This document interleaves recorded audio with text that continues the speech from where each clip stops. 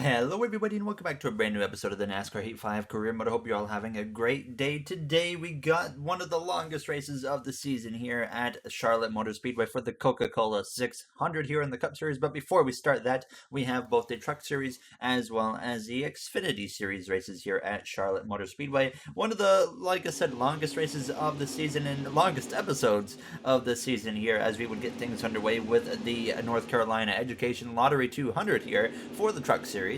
We had subscriber Lucas Von Jensen, I hope I pronounced your last name right, now as we would get ready to go green here for this race. And unfortunately, we failed inspection here in the Truck Series. So for the first time in quite some time, we had to start at the back of the field here with Lucas behind the wheel now as it goes down into turns one up the inside of that number 4 truck of Rafael Lassard now as he would immediately make it 3 wide out of turn 2 and get on the move here and try to move his way forwards early on in these first couple laps of this race here in Charlotte now. But starting at the back, it definitely makes it a lot tougher for us to really get a good finish with how short these Truck Series races are, as well as even the Xfinity Series races. Of course, if the Cup Series we start at the back, well, we have 100 laps to try and get our way towards the front, as it's a very long race in the Coca-Cola 600, 4 stages in the Cup Series race. Do keep that in mind. But Lucas Von Jensen was working his way through traffic really with no problems at all. He was making it look easy out here at Charlotte. He had climbed himself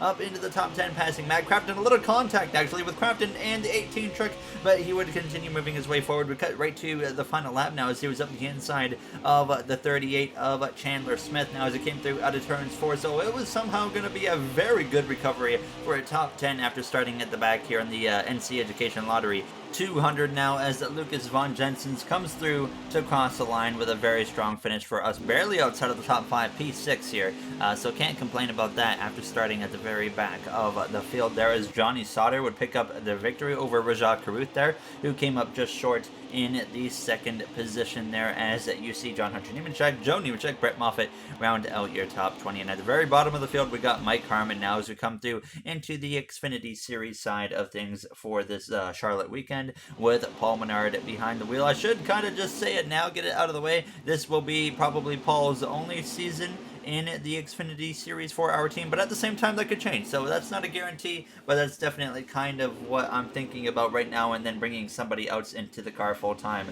next season, but not 100% sure yet who I want to bring in now. As if you guys got any ideas, make sure to let me know in the comments here as we were underway with Menard behind the wheel from the 7th starting position right behind that 10 car as it goes down into turns 1, and we usually have a lot of speed when it comes to Charlotte, especially on the Xfinity Series side of things. So always a lot of confidence with no matter what who's behind the wheel with our Xfinity car, and Paul was flexing the speed in this car right off the bat. We came through to the end of lap 1. He was up the inside of the 9 of Sam Mayer now as he would move up into P3, get up the inside of the 10, and just like that, we had Paul up towards that second position here, and he would waste no time going to the lead either. He gets to the inside of Riley Herbst, and sure enough, they would be side by side down this back straightaway for that lead position. But as they went down into turns 3, Paul was going to be able to use this inside to his advantage and clear the 18 of Herbst, and then he would not look back after that move right there. As the 20 car was actually trying to run Paul down here in the final few laps of this race,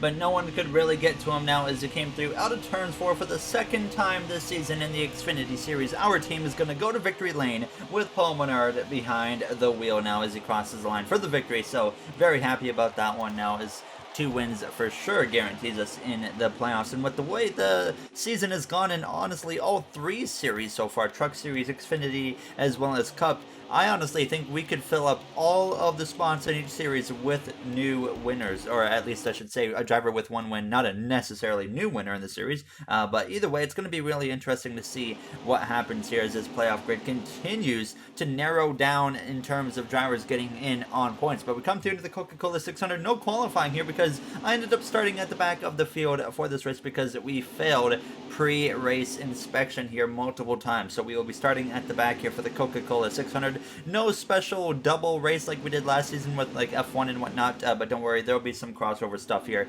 in the future, maybe this season as well. As Tyler Reddick, he failed optical scanning station multiple times. He's starting at the back along with Eric Jones, who changed an engine after qualifying, and of course myself here starting alongside Ryan Preece, who just got his first win in the Cup Series at Martinsville Speedway. And now here he is, not with a lot of speed in that car clearly today, as we are now now underway for the Coca-Cola 600. You're going to notice quite the lighting change right here, as we always do at Charlotte now, as the replays just doesn't quite have that synced in with what the timing was at the start of the race.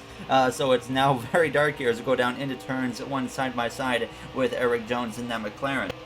Obviously, last episode at Martinsville, we had some speed in the car, but we didn't quite have the speed that we are used to having when it comes to the paperclip. And you saw Ryan Preece pick up the victory, but I was actually in second on the final restart, did not deserve to be there, and then we actually dropped to fifth within the final 2 laps. But we were about probably a 5th place car all race long, and that was honestly very bad to our normal Martinsville standards of where we were expected to be up there leading some laps throughout the race and whatnot. So it was definitely disappointing, and definitely a wake-up call there that we definitely are not going to go to Martinsville every time and be very strong. Definitely as well think about the race later this season in the playoffs with Martinsville. An elimination race. We've gone into that race in the past where we've been in a situation where we pretty much have to win the race to advance, and if we go back to that track and have the same performance, we're not going to be able to make it to the final 4, but hopefully we're not in that situation anyways. But we come through here in the first handful of laps of this race, just trying to work our way from the back of the field towards that top 20, and we were doing that with really no problems at all. We come through to lap 7 already up to P22 as Harrison Burton was currently out in front of the field, having a very fast car here in that 19 car today, looking for his 2nd win of the season. He just picked up his first Cup Series career victory recently at Talladega, so he's got some speed in that car and he knows how to get the job done now as we continue down this back straightaway. Up to P16 as I continue to follow Logano. In the early laps of this race in the first half of stage 1, we had climbed up to P16, passing Chase Briscoe, who has really struggled a little bit since his comeback after that injury, but hasn't run too bad now as we come through at the inside of Eric Almirola in the 43 car. Now we move up into the top 15 here, so it took us 11 whole laps to go from about, 38 to P15 here as we just continue to follow our rival of Logano, and I just really hope we can get him away from being that rival. We've done everything we could. We've been extremely clean with Joey. It just hasn't happened yet, but if we stick with it, we will definitely get him back to a friendlier status, and he will not be trying to wreck us every episode now as we would continue following him, passing the 20 of Christopher Bell up the inside of the 1 car of Noah Gragson, then getting up the inside of Austin Cindric in the 33. Up and down season so far for Cindric, trying to adapt to that new team. Honestly, he ran better so far, that 21 car with the Wood Brothers Racing team, and now, of course, Ryan Preece just won with that team now as we were also up the inside of our teammate of Kyle Larson. He picked up his first win of the season recently as well, so he is now locked into the playoffs. At least we think he is, but at the same time, if we have more than 16 winners, who knows what's going to happen with that playoff grid this season now. So we were now up into P10 though with that pass on our teammate of Kyle Larson. Harrison Burton in that 19 car, he was running away with the stage 1 victory. He was way ahead of myself. I had absolutely no pace for that 19 car, so I knew we were going to have to make some adjustments here once stage 1 came to an end, or on our pit stop, because we come through to lap 19, and now Alex Bowman was actually in front of the 19 Burton, but my fuel light had actually come on, and then at the end of this lap, a bunch of drivers come in. Alex Bowman, the leader, Harrison Burton, the 41, they were all coming in. Logano, of course, you saw my rival, so we would come in through on the end of lap 20 to the pit lane here. I wanted to try and stay a little bit late here in stage 1 and see if that's going to help us or maybe go against us now. So it was a very easy call to make, of course, 2 cans of fuel as well as 4 fresh tires, and we would come out of the pit line. I didn't really make any adjustments right there. I just wanted to make sure we played it safe, get to the end of this first stage, then worry about making adjustments, because now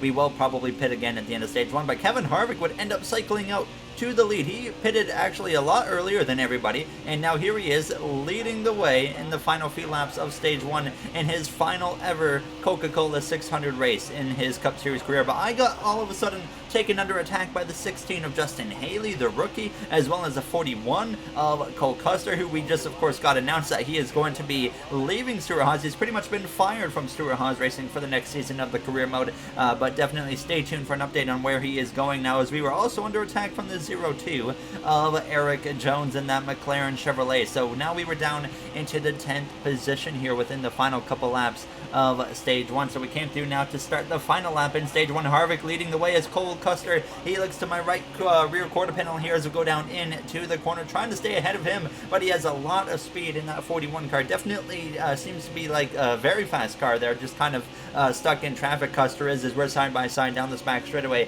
for the final time here in stage 1 into turns 3 and 4. Kevin Harvick manages to win stage 1 now as we clear the 41, get up the inside of the 16 of Haley as we come through down this front straightaway to the back of the the 0-2, looking to the inside of Jones, down the front stretch, coming through to the line. We still get a top 10 here and get P9 in this first and opening stage as Justin Haley rounds out the top 10. Okay, I don't really know exactly where we should go in the direction of this car, guys, but it definitely needs to be freed up a little bit, especially in the center of the corner. But, I mean, overall, it felt half decent, so I feel like we might just be lacking a little bit of speed compared to these guys.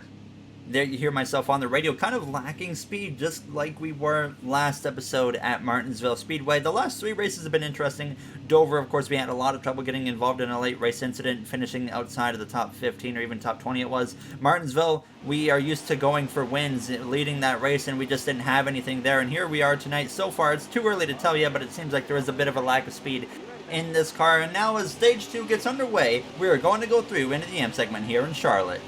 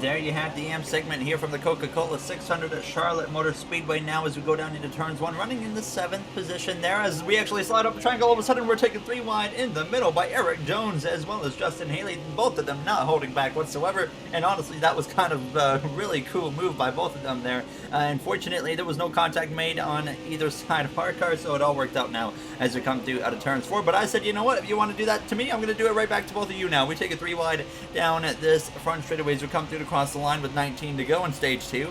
A little bit early to be driving so aggressive, I feel like, because there's still a lot of racing left to go in this race. Keep in mind there's 4 stages, not the 3 usual stages in this race here. So plenty of racing to go. We are nowhere near the halfway point now at this point as we exit turns 4. We were now passing Kyle Busch, moving back up into P7 on lap 6, but then Eric Jones actually gets the advantage of me slipping up and passes myself through turns 1 and 2 again. So now we're going to have to work on passing Jones again. But Denny Hamlin, he was kind of falling off at this point, and I was struggling to pass Hamlin. Once I got in behind him, I couldn't pass him. I was trying to make this inside work, and I couldn't do it. I didn't know what went wrong. And Cole Custer took advantage. He would drive right around the outside of me like it was nothing there as we went down into turns 3. But finally, as we came through to lap 10, Custer, he had also passed Hamlin, no problem. But I decided to really drive it hard into the corner. We slide up the track, but we do stay ahead of Denny Hamlin and clear him now as we came through to turn 4 on lap 11, running in the 8th position. But then the caution comes out here in stage 2. So now that is going to bring everybody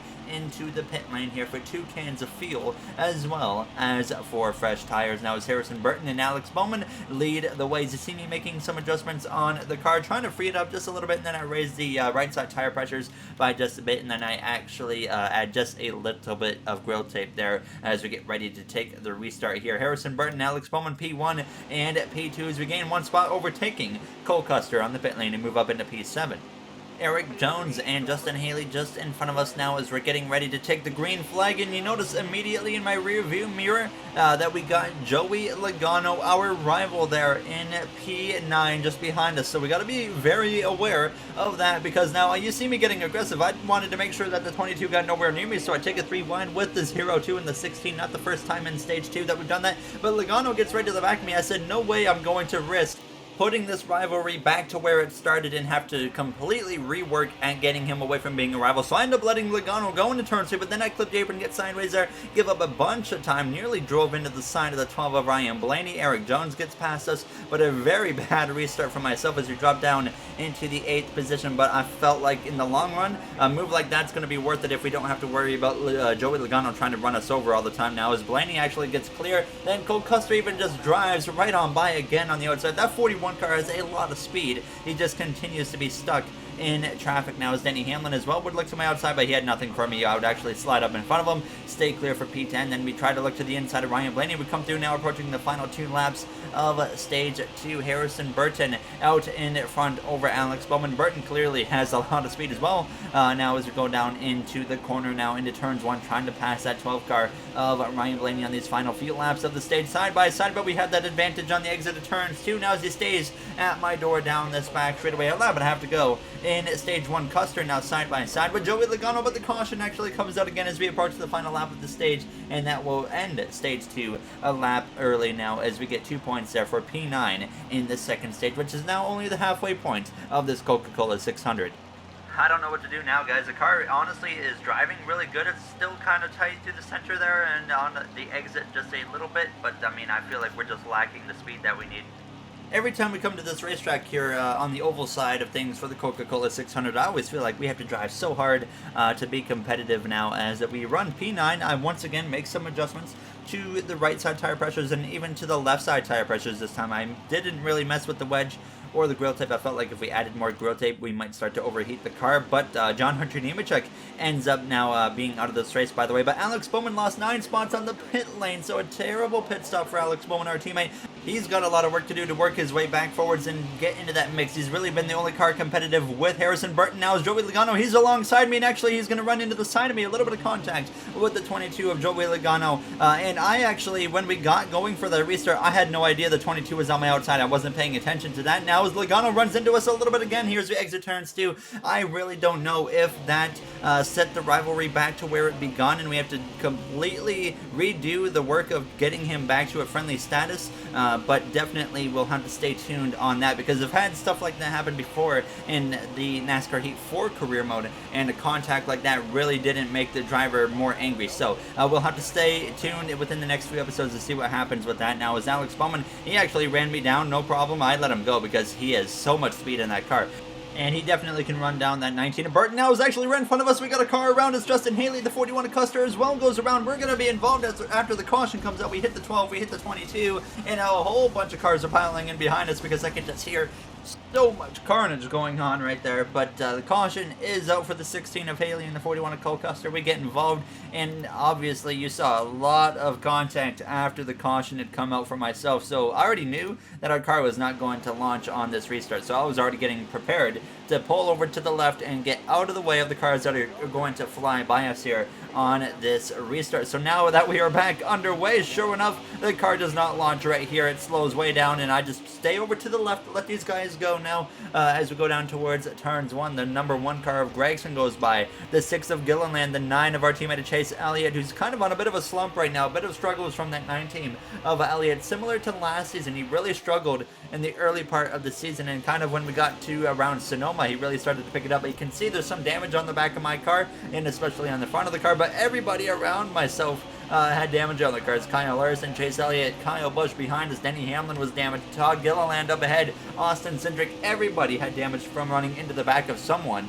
So quite the big incident that turned into now as we go 3 wide down the back straightaway, actually, with our 2 Hendrick Motorsport teammates of Elliott and Kyle Larson. Still very surprised that Chase Elliott, of all people, is our Hendrick Motorsports teammate without a victory so far. Now, as we move back up into P14, we would run down Kyle Busch after passing Todd Gilliland, actually, to move up into P13. So now we pass Kyle for that 12th spot. And we're slowly but surely working our way back towards that top 10, and we still have a good chunk of time to try and make that happen. So by the time we came through to the end of lap 15, hitting lap 16, Harrison Burton still out front of the field now as we actually get to the inside of Austin Cindric and move up into P11 now, as he's actually going to stay on my quarter panel, kind of hold us back a little bit, but we slide up in front of him anyways. Now as we would get to the attack on Denny Hamlin as well and make a move up the inside of him with 7 laps to go here in stage 3. But keep in mind, still one more stage to go at the end of this one now as we come through the center of 1 and 2. Hamlin has the run on the exit of the corner, but then we get an even better launch for a second, but he actually fights back. So we're pretty even down this back straightaway here as we're trying to take over that 10th spot. And sure enough, finally into turn 3, we are able to clear Denny Hamlin and move into P10 and hold on to that final stage point for the moment now as we came through at a turn 4. But we were actually really close on field, and I was unaware of that at the beginning. Now, I was actually on at lap 20 coming into lap 21. Matt DiBenedetto, he just came into the pit lane. Denny Hamlin out of nowhere actually was able to get back to me and put the attack on as I was sideways on the exit of the corner. Now he's to my inside, side by side into turns 1, and I just realized I didn't have anything all of a sudden for that 11 car of Denny Hamlin. But the field, I looked at it, we had 2 laps of field now as we came through, approaching 2 laps to go in stage 3. You see Gregson, the McLaren, Harrison Burton, they all come into the pit lane, and we're closing in on the final lap. We have 1 lap of field. It's going to come right down to the wire here, and I decided we're going to stay on risk it. We have 2 wins here as I nearly slam into the back of the 22 multiple times right there. We get around him. Bowman clearly out of field or something there as Logano decides he's going to stay out now as we come through to start the final lap of stage 3, and that really destroyed our momentum. All of a sudden, Cole Custer finds himself out in front on this final lap of stage 3, but he looks to be a little bit slow. I see someone right behind him. It appears to be Kevin Harvick. Ryan Blaney's going to go through and take the lead as the 41 of Custer is out of field, and now our car starts to run out of field here on this final lap in stage 3 into turns 3 and 4. The 41 holding up the 4. The 12 of Blaney now runs out of field as well. He's going to come into the pit lane on the final lap. They're going to decide to come into the pit, so I stay out anyways, running out of field. Coming to the line, here comes Justin Haley out of nowhere after just wrecking and bringing out the last caution, but it's not going to happen for him. We come through to somehow win stage 3 and pick up another playoff point here in Charlotte Motor Speedway, but definitely did not expect to come out of that with a stage victory. Not sure exactly how to respond to that one. I definitely didn't see that coming, like I just said now, but of course we're going to have to pit here at the end of stage 3 for 2 cans of fuel as well as 4 fresh tires. And you're seeing it took the stage results to show up. It took it a while for it to show up because everybody was still on the pit lane. Some cars were staying out. It was really weird, but there was the final top 10 order. BJ McLeod ended up in P5 here. I can confirm that he will actually not be driving that 78 car here in the future. Stay tuned for an announcement on that as well. But we would come into the pit lane for 2 cans of fuel, 4 fresh tires, and Cole Custer, he was actually able to stay out here because he was on the pit lane and whatnot when the caution kind of came out. It was really weird. Everything was really weird of how it was working here, but you see a bunch of cars staying out, but all of a sudden I realized that a bunch of main drivers that had a lot of speed, Harrison Burton, Alex Bowman, all those guys were trapped and lapped down because of us staying out for so long. So all of a sudden, this opens a complete new door for a driver like Custer to win this race, or maybe Joey Logano. I'm out down here in P20 because of all of these guys staying out, so it didn't really work out for us. And honestly, we would have been better off actually going into this final stage pitting early, but at the same time, we picked up a playoff point. In my opinion, I would rather have a playoff point than start maybe well in stage 4, but give up a win and sacrifice a playoff point there in stage 3. So obviously, though, we don't have a whole lot of time remaining now as this 4th and final stage is underway. Kyle Larson actually gets into my left rear quarter panel. He was being a little bit aggressive, forced it up the inside.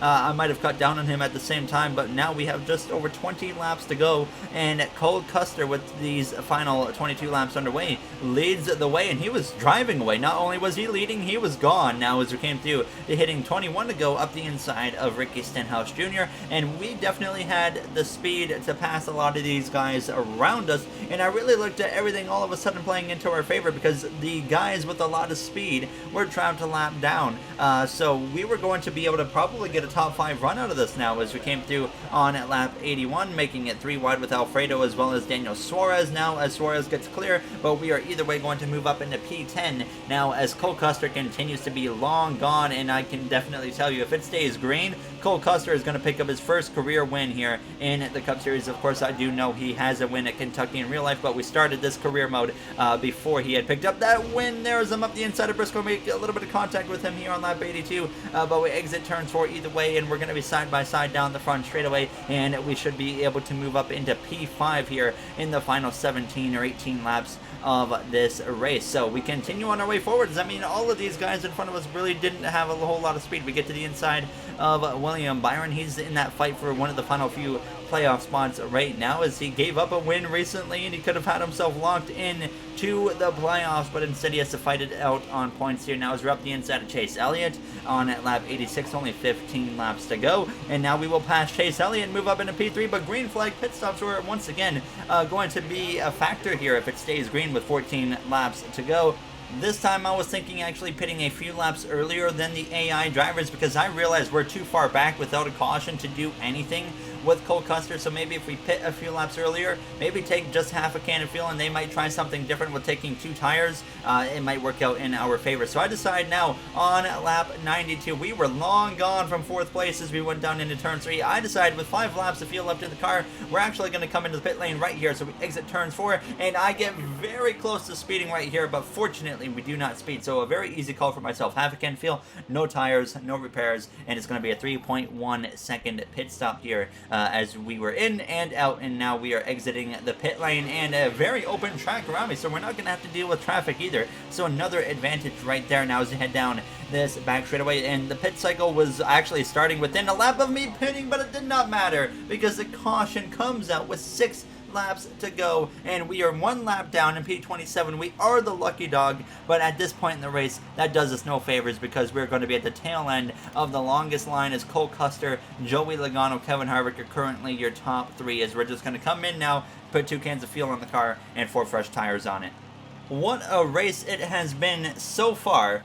But now we will be restarting P27 at the tail end of the longest line for NASCAR overtime here now as we get ready to go green. And out of nowhere, I don't know how it happened, but Harrison Burton must have stayed out. And here he is all of a sudden leading for the start of overtime, looking for his 2nd Cup Series victory. And of course, 2nd in that 19 car this season here. As we go down into turns 1, we're going to try and make up any spots that we can. But Cole Custer was restarting on the outside lane, so he drops down to like P3 or P4. Joey Logano is the first on the inside behind the 19 of Burton, and he's going to have the best chance to attack to him now as we're going to dive up the inside of that number 1 car of Noah Gragson here after I clip the apron there into the side of the 43. Now as we exit turn 4, you see Alex Bowman all the way back in P30, Kyle Busch P31. All of these fast cars stuck in the back because of that one caution that happened there as we're to the back of Hamlin on the start of this final lap, and Harrison Burton is long gone. Nobody has anything for him here as he comes through out of turns 2, so he somehow finds a way to get himself back out in front on older tires compared to those drivers that just pitted,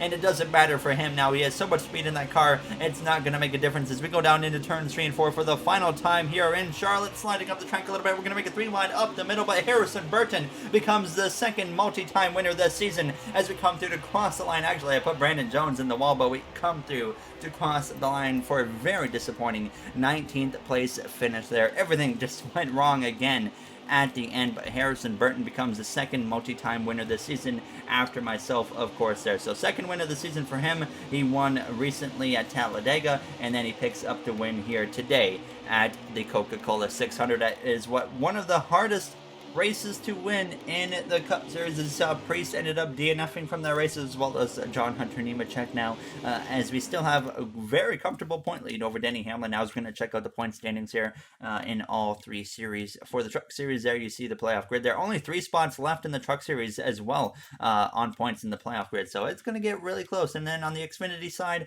we now have 3 multi-time winners this season, so that helps out a little bit there. But Allgaier currently the last driver in. He's really struggled in the career mode since like season 2 of the Cup Series now, in the Xfinity Series, I should say, sorry. As you see, the playoff grid there for the Cup Series. Matt DiBenedetto currently the first driver out, Cindric out by 27, Custer out by 32, just gave up a win. If it stayed green, Custer would have won easily. Haley out by 40, and Reddick out by 67 now. As always, though, if you guys enjoyed this episode, you do know what to do. Logano, unfortunately, still a rival. I really hope we can get that gone here shortly now. As though, before we end the episode, I just want to say a quick thank you to the Going Racing members of MJ, Aiden, Joseph 9001, RJ, Timothy A, Bubba Jr., Illinois Diecast, Brett Durward, NASCAR Collector 3, as well as Movement. As I always say, you guys help me out a lot, and I really appreciate it. And thank you to everybody for taking their time out of the day to watch this episode. And I'll see you guys in the next one. Have a great day, everybody.